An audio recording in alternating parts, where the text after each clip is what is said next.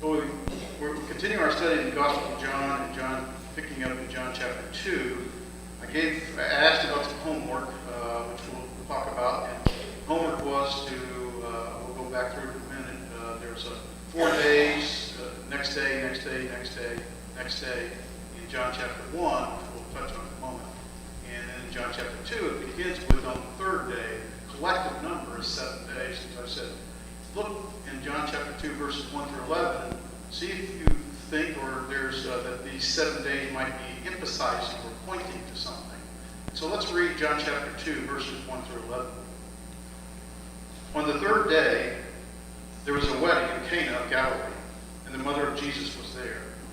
Both Jesus and his disciples were invited to the wedding. When the wine ran out, the mother of Jesus said to him, "They have no wine." And Jesus said to her, "Woman, what does that have to do with us? My hour has not yet come." His mother said to the servants, "Whatever he says to you, do it." Now there were 6 stone water pots set there for the Jewish custom of purification, containing 20 or 30 gallons each. Jesus said to them, "Fill the water pots with water." So they filled them to the brim. And he said to them, "Draw some out now, and take it to the head waiter." So they took it to him. Then the head waiter tasted the water, which had become wine, and did not know where it came from. But the servants who had drawn the water knew. The head waiter called the bridegroom and said to him, "Every man serves the good wine first, and when people have drunk freely, then he serves the poorer wine. But you have kept the good wine until now." This beginning of his signs Jesus did in Cana of Galilee, and manifested his glory, and his disciples believed in him. If you remember back in chapter 1, in verses, verses 19 through, I think it was 28, John the Baptizer confesses who he's not. He's not the Christ, he's not Elijah, he's not the prophet. And then after in verse 29, it says the next day. So we have the first day and then the next day in chapter 1, verse 29 to 34. There, John the Baptizer testifies who Jesus is. He is the Lamb of God who takes away the sins of the world. And then as you move forward, in that same second day of Jesus' ministry, John speaks about his witnessing the Holy Spirit coming down upon Jesus. That's the testimony of the Holy Spirit with regard to who Jesus is, the Son of God, he says. Now, on the third day, which would be beginning verse 35, chapter 1, it says the next day, and then there we see the disciples. There are 2 of them. They're unnamed. One later named is Andrew. 2 disciples, one unnamed, one Andrew, testify who Jesus is to Peter. They say that Jesus is the Messiah. And of course, they also evangelize by going and getting Peter. Then in verse 43, we have again the next day. This would be the 4th day. And in this 4th day, we have the disciple Philip evangelizing as he reaches out to Nathanael. And he also testifies to the one whom Moses in the law and the prophets wrote of. And then, of course, we see Nathanael's testimony of Jesus in that 4th day as being when he speaks to Jesus and recognizing, Jesus recognized the one I saw in the fig tree. And of course, Nathanael was quite impressed with that. And that gave faith to Nathanael when he says that Jesus is the Son of God and the King of Israel. And of course, in the last verse there, we have Jesus himself speaking of the angels ascending and descending upon the Son of Man. So we see the angels testifying who Jesus is. Then we come to chapter 2, verse 1. It says on the 3rd day. Now the 3rd day is from the point of time when Nathanael and Jesus were talking. So if you count the number of days, it's 7. So my question is, does that mean anything at all? And I'll tell you honestly, it's possible it doesn't really mean anything. It's possible that it's only talking about maybe certain details that depict an eyewitness account. Because in John chapter 19, the author says he was an eyewitness. And so it's very possible that's all it's doing. But it seems to me that when the author is very specific in such a way, the next day, the next day, the next day, the next day, and on the 3rd day, and if you at 7 days, it might be indicating that's the first week of Jesus' ministry. And it might be pointing to something that we need to pay attention in that first week. We've already saw the first 4 days what he's done. So the question is, what's important about this 7th day, this first week? And so that was the homework. Any thoughts what 7 days here might represent? No brave souls. No, David Smith and I were talking last night. That it certainly feels like, when you hear 7 days, it certainly feels like what? A creation account, right?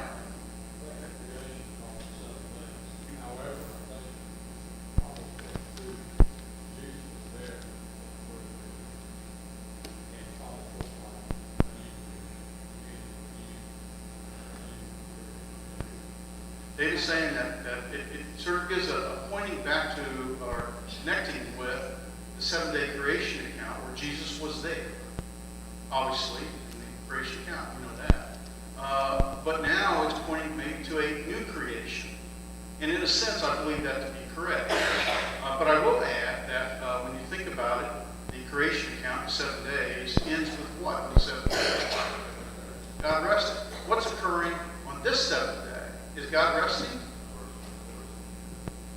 He is working now through the Son. So I'm not sure it's a direct correlation, but I agree with David. There's something new here that's coming out. What is the event that occurs in John chapter 2? I'm sorry? The first miracle, okay? We'll talk about that. He doesn't call it a miracle. What does he call it? Sign, right? There's a big difference between a miracle and a sign. We'll get to that in a moment. What event occurs? Changes what? Water into wine. And as a result, that's the sign, miracle. As a result, somebody look at verse 11. Read verse 11.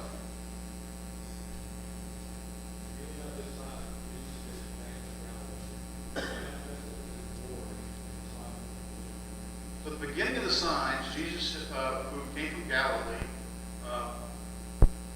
manifested his Lord, and the disciples believed in him. It seems that these 7 days are culminating in Jesus' first week of ministry. And this first ending, the last day of the ministry, is actually bringing to a point Jesus' sign that actually does what? It manifests the glory of God because God is working in him. So, and the result of that glory is the disciples believe. We'll talk more about that in a moment. For me, anyway, I don't disagree that something new is being happening here. And matter of fact, the new is predominantly, and that's what we want to go through in verses 1 through 11, is that there's this messianic age. A new beginning. That's where I was going. Thank you very much, Jocelyn. That's what, when we look at a new creation, more of a new beginning, it's a messianic age coming into place. Yes, ma'am.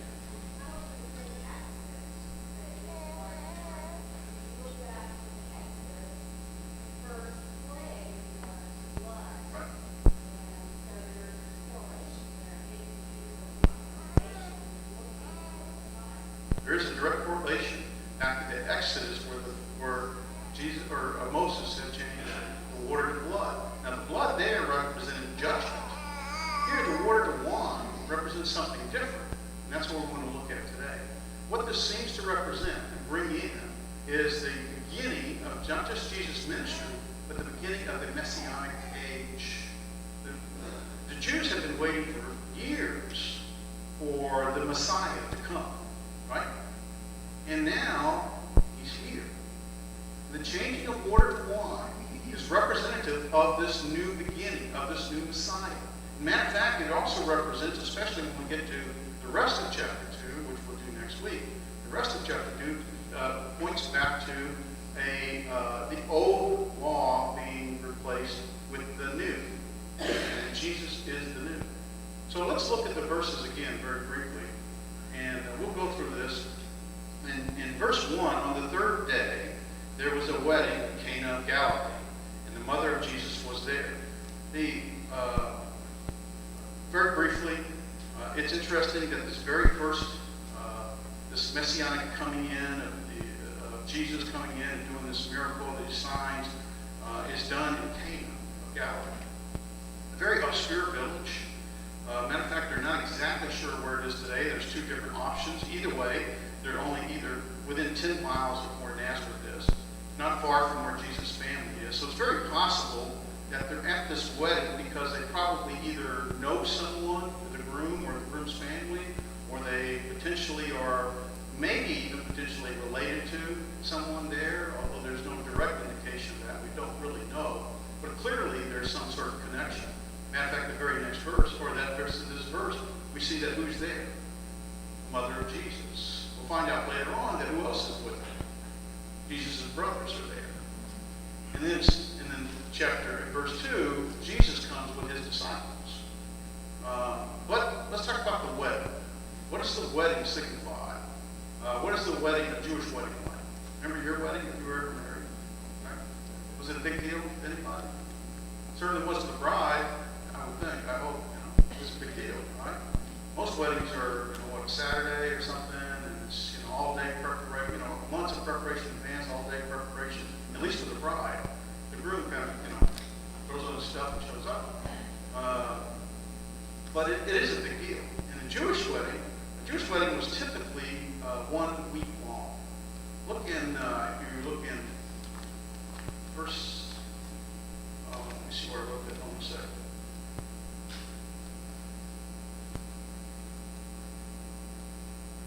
Let's look at Jeremiah 33, verse 11.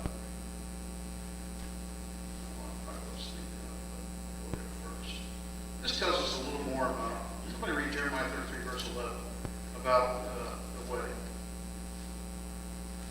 While you're looking at that, it's in Judges 14, verse 12. Remember, Samson gives the riddle, and the riddle of the lion with the honey inside the lion to the palace, to the Philistines. And he says that if you can determine what the riddle means within the 7 days of the wedding feast, that was the point I wanted to bring out. It's typical, normal, to have for the wedding feast to be much bigger than what we have in our time today. Whether you were wealthy, then the whole town might be invited. If you weren't as wealthy, you might have, family and friends and extended family invited. But generally speaking, oftentimes the whole town would be invited. Somebody read, what did I say, Jeremiah 33:11. The voice of joy, the voice of gladness, the voice of the bridegroom, and the voice of the bride, the voice of those who will say, praise the Lord of hosts, for the Lord is good, for his mercy endureth forever. And those who will bring the sacrifice of praise to the house of the Lord. For I will cause the captives of the land to return as at first. Thank you. Verse 11 kind of helps us to see the joy that's supposed to be associated with the wedding feast. And so there's this joyous occasion.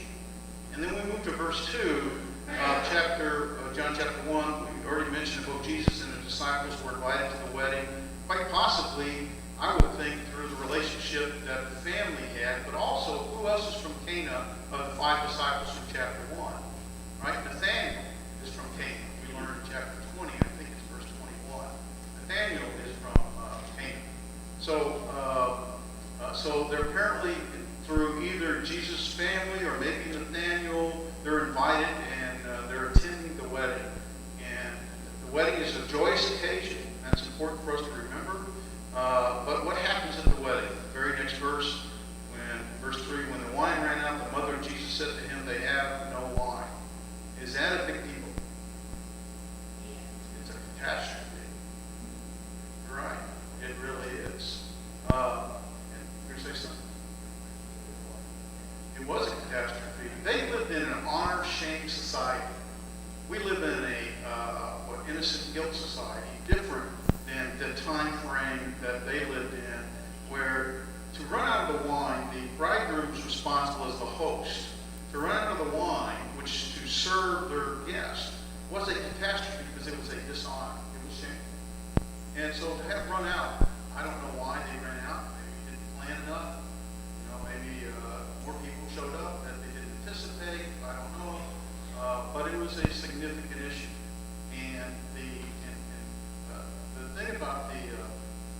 let's finish it at verse 3, or verse 3. The mother of Jesus says to him, they have no wine.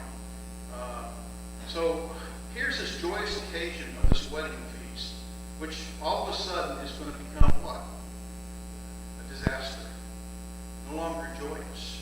Is that, well, let me just say, that seems to kind of represent Judah, where they have no wine.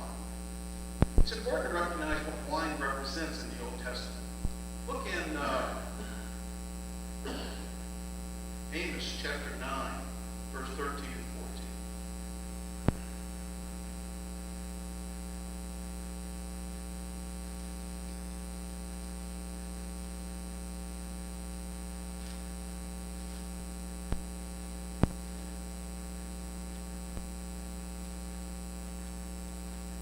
Amos chapter 9, verse 13 and 14. Somebody want to read that?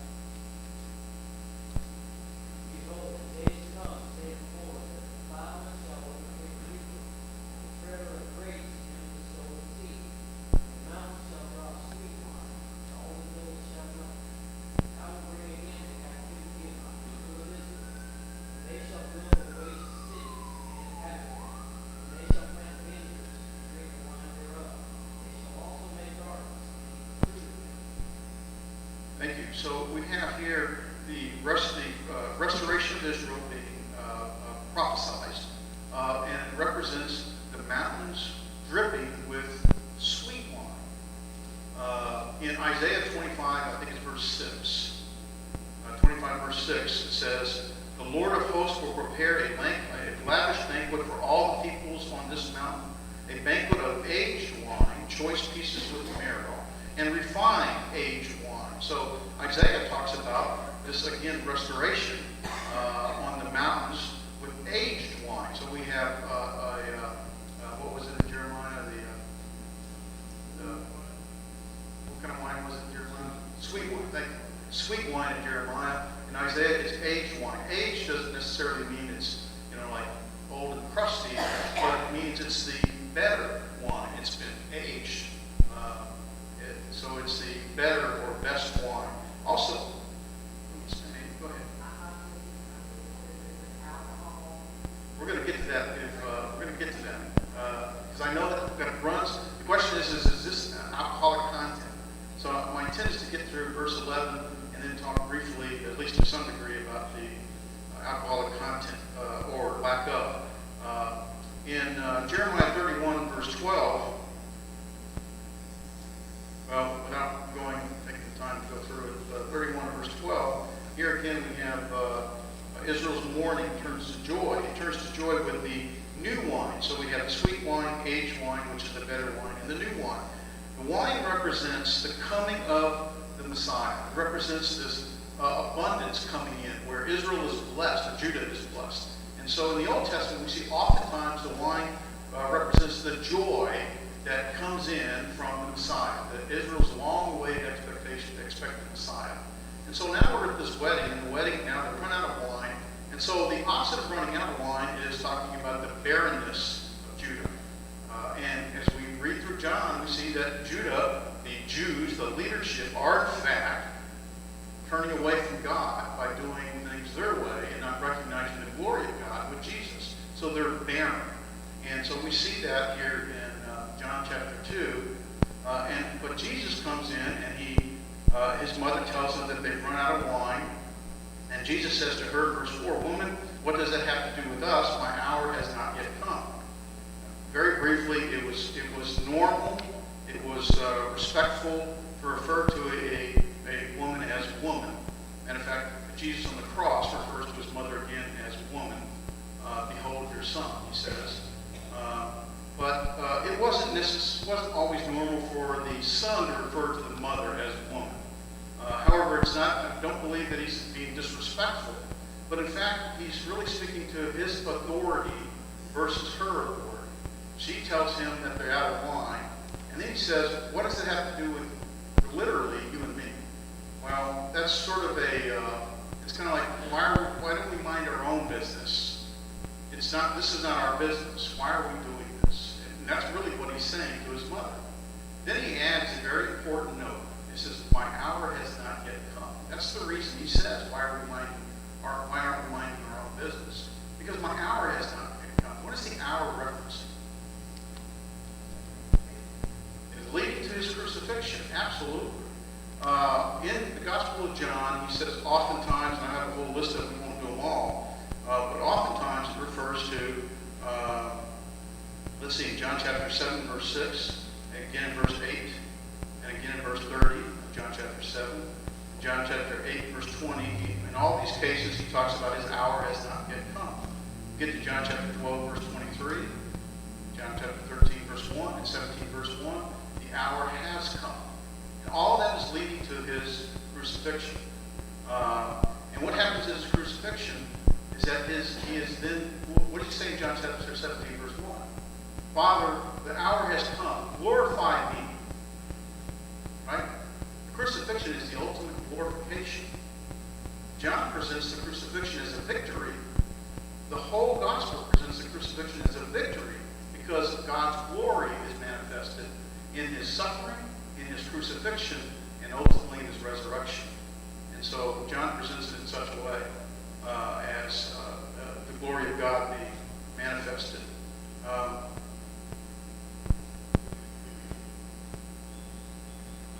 Move on from there. So in verse 4, he's not being rude to his mother, but he is saying, what does this have to do with us? It's not my hour, it's not my time. And he's really talking about what? His glory being revealed. He's saying that to his mother, that it's not under your authority that the glory of God, or that my glory will be revealed. It's under God's authority, my glory will be revealed. So he's not chastising his mom, but he's letting his mother know that the authority on which he works is God's and not hers.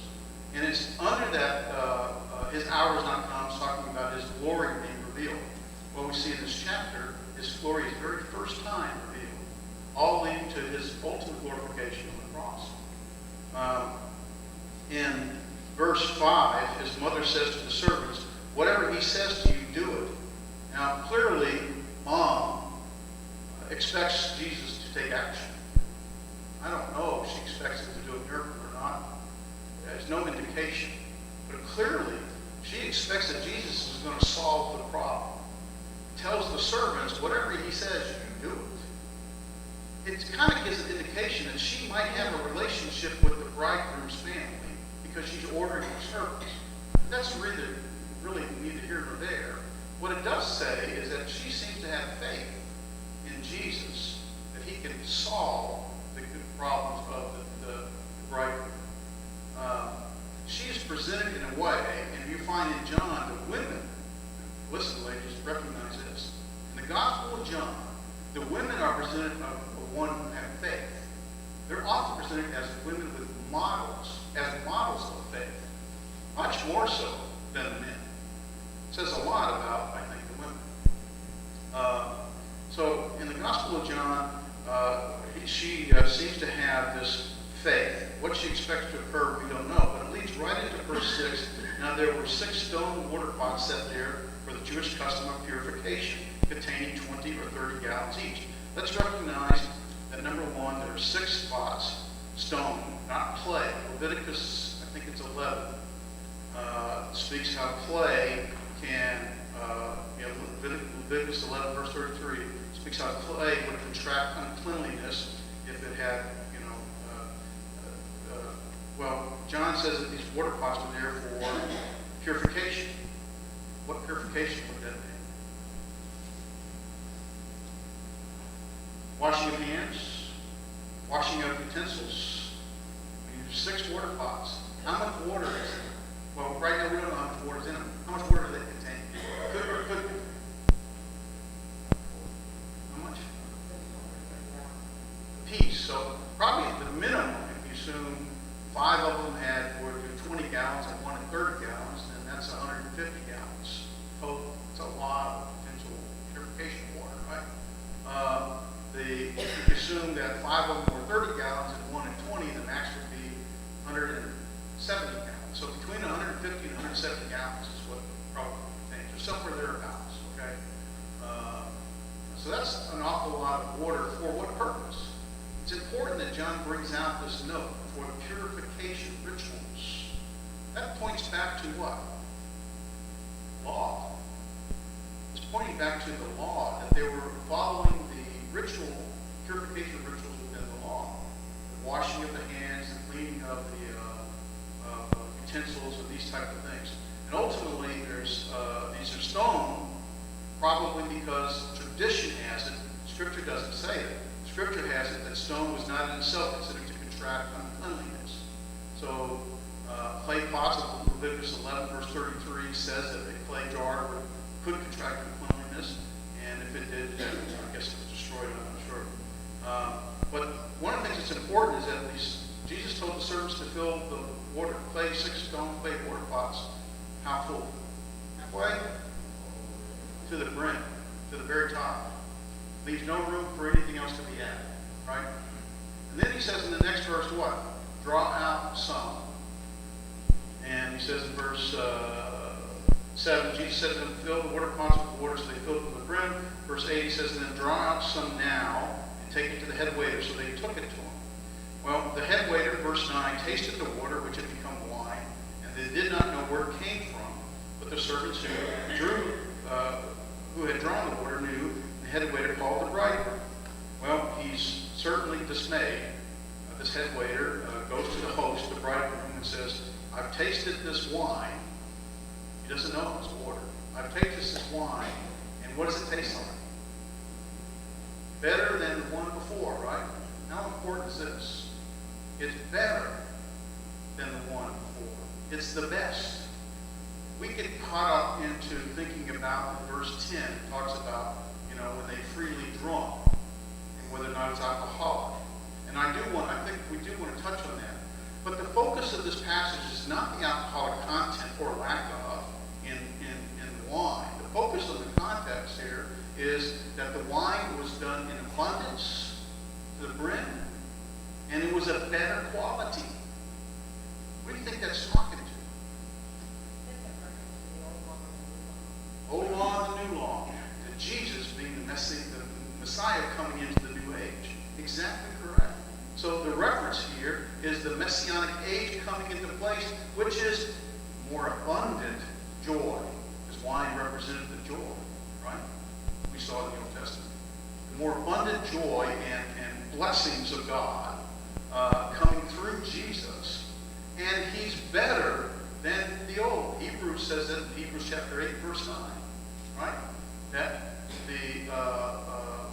has the better, and that Jesus was the better old. The new is better than the old. We have the same thing here. Let's see, what else do I want to say about that? I do want to leave time. I'm trying to make sure I leave time to talk about the alcoholic content, because that is a question that comes up in most people's minds. Let's see. So verse 10, and he said to him, every man serves the good wine first, and then when the people have drunk freely, then he serves the poorer wine, but you have kept the good wine until now. And then verse 11, as we've already read, this is the beginning of the signs Jesus did in Cana and Galilee, and manifested his glory, and his disciples believed in him. Here's the significant point of this passage.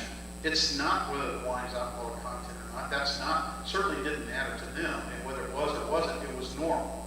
Okay? What mattered to them was this is the new and better versus the old. Jesus averted this catastrophe of this wedding, supposed to bring joy, was going to bring shame. And he did so by changing the water to wine, so that they were now in abundance of the better quality of wine. It represents the Messianic age coming in. It represents the joy and abundance and blessings of God coming in, greater than what was done in the Moses age. So that's the purpose here. But it also ends up in verse 11. It says that it manifests his glory. That's really what's occurring here. Jesus, very quietly in Cana, this obscure mountain village, somewhere 4 to 10 miles away, probably 8 miles away from his hometown, he is his glory is manifested in a very quiet way. And those who recognize his glory are whom? His disciples. And they believe in him. Go back to John chapter 1 and verse 50.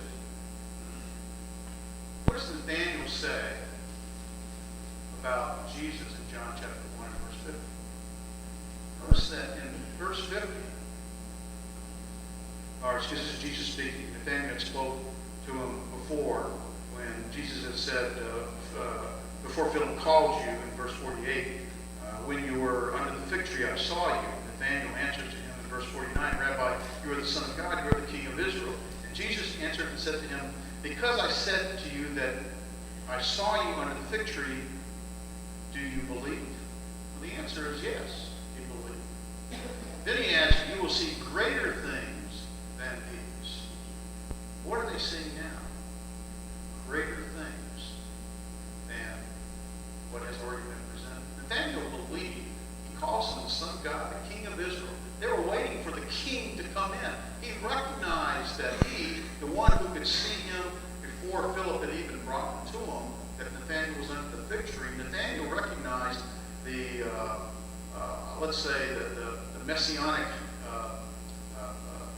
significance of that, in that he recognized that this must be the one that's prophesied. This must be the King of Israel, the one that we're waiting for. Now we get to verse 11, chapter 2, and their belief has even grown because of the miracle, the sign that they saw.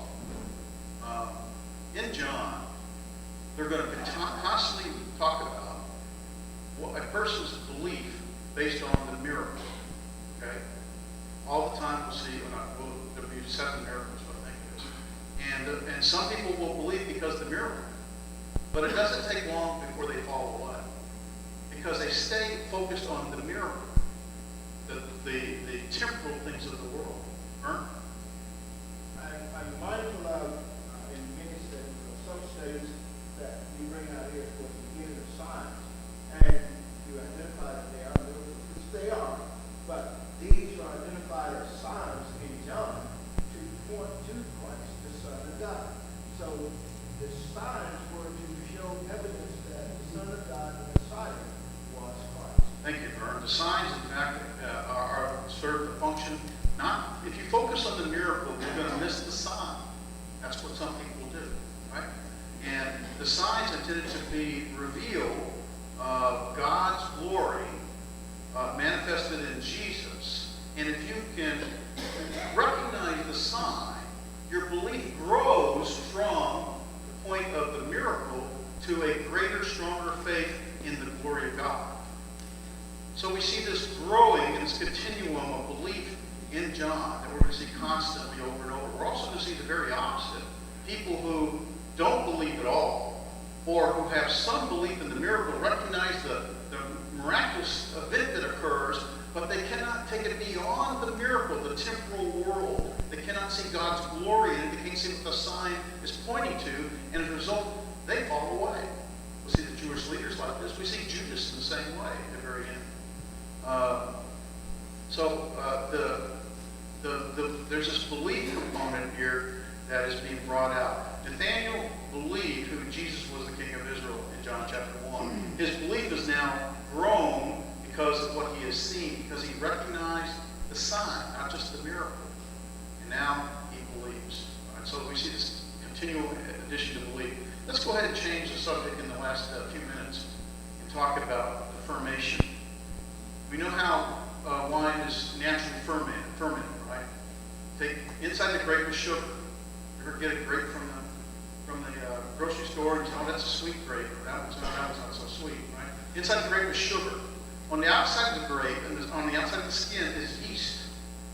When you break the skin, the yeast begins to ferment the sugar and turns it to alcohol.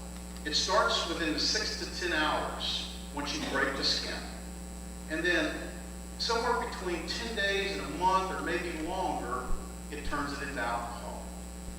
To stop the fermentation process. Now, understand that in their day, their primary sources of drink would be either water I guess they might have goat's milk or cow milk, but primarily water and wine.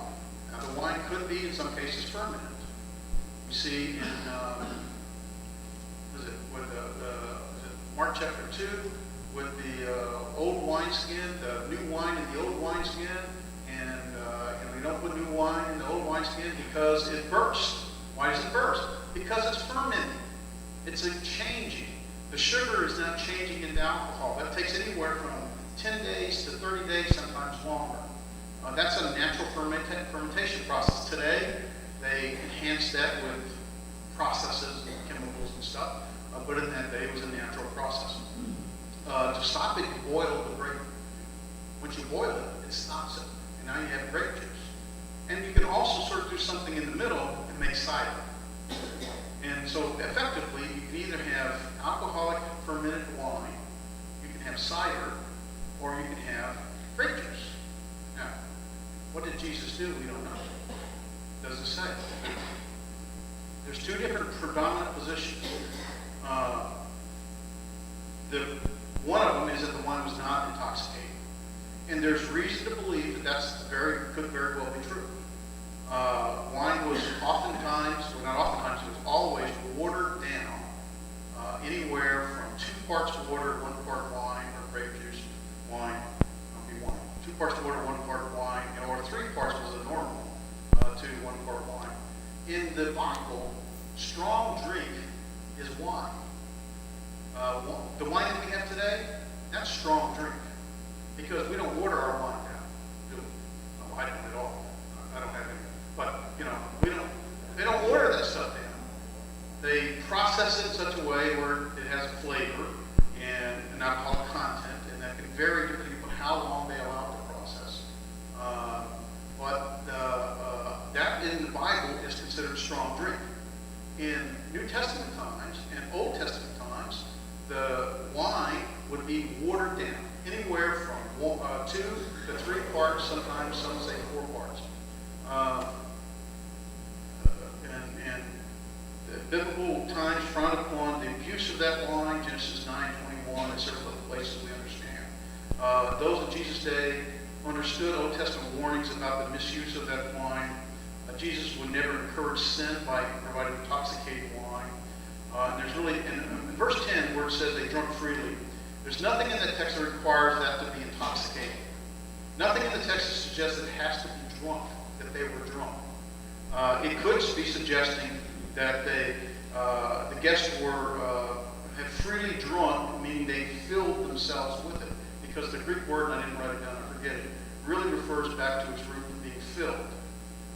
So it doesn't necessarily mean that the guests were drunk. The other side of the coin is that it was intoxicating. It's very true that the first century watered down their wine. And if it wasn't watered down, it was strong drink. And we know the Bible condemns strong drink. Leviticus 10, verse 8, Deuteronomy 14, verse 26.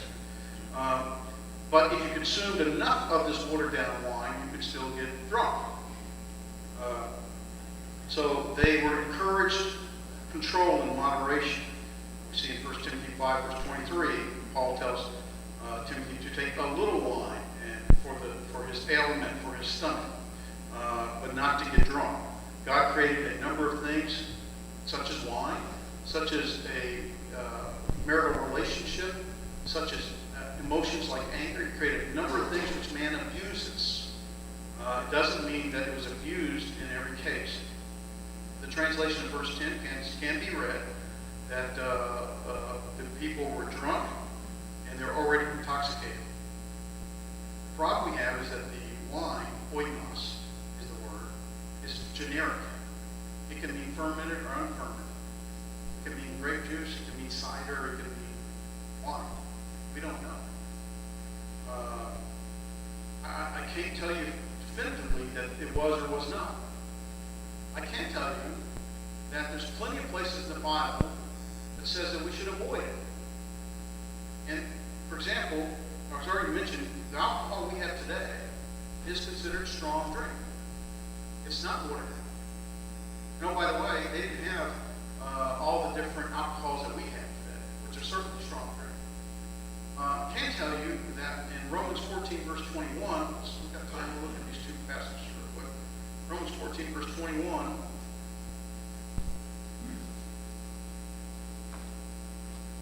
Of course, this is dealing with the conscience. In verse 21, it says, "It is good not to eat meat or drink wine or do anything by which your brother stumbles."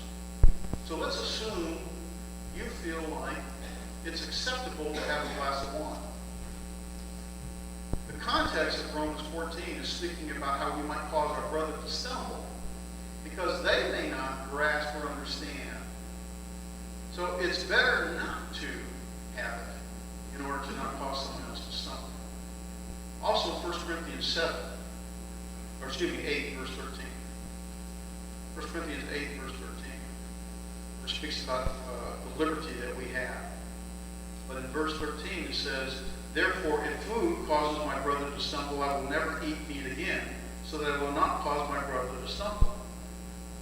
My personal belief is it was not alcohol, but I can't prove it, nor can you. But what I can tell you is that the Bible says over and over, we all know to avoid strong drink. Drunkenness is a sin. And the alcohol that we have today is biblically strong drink. So it's not the same as they had in that day. And number two is that if I have it in such a manner that someone else sees me with it, listen, I've never known anyone go door knocking with a glass of wine. Have you? Why? You know, if I'm thirsty, I'll carry a bottle of water. Why don't I carry my bottle of wine with me? Why? It sends the wrong message, doesn't it? So there's a reason to avoid it. And I leave it to everyone who's conscious to determine what's right or wrong. But I don't believe God intends for a Christian to consume alcohol in such a way, or consume alcohol, that would in fact potentially lead others down a path that is sinful. Because they may not be as strong as you, per se. So that's really the answer is we don't know if it's alcohol content, and I don't think it would be. Because I don't believe Jesus would cause others to sin. However, we don't know for a fact, but we do know the Bible says it condemns what we have today as alcohol. Unless you want to water your wine down with 3 parts of water, then you can do the same thing as they did. Even then, I think it sends the wrong message. Just very quickly, one thing I feel on Facebook, people want to say, they didn't have a Western refrigerator back then. I remember my mother telling me her father, my grandfather, he just sealed milk up, put it down in the well. Sure. One night, some fellow said he had to change the alcohol. Right. And so that doesn't necessarily mean there's alcohol. The other thing is, I heard someone teaching me last year ago, when alcohol was this, first verse says, the demon can't be given to much wine. Said, if you ran someone, they will pay, it should be already done. There's lots of reasons that we can, we just shouldn't have it as a Christian. Vern, really quickly, it's something. Yes, in regards to that, when we look at Jesus, he is one who will not take us in the sense of sinning. To look at it in the matter of, say, providing wine in the manner where we say it's Right. unfair, and we will advocate that he is I think that's the strongest reason to believe that this is not alcoholic content, because Jesus would not have provided something that would cause someone to sin. That would be a sin if it's not really not. What I'm saying is, though, that actually within the passage we don't have proof. However, I personally believe that Jesus would not have done it, and Scripture says that we should not do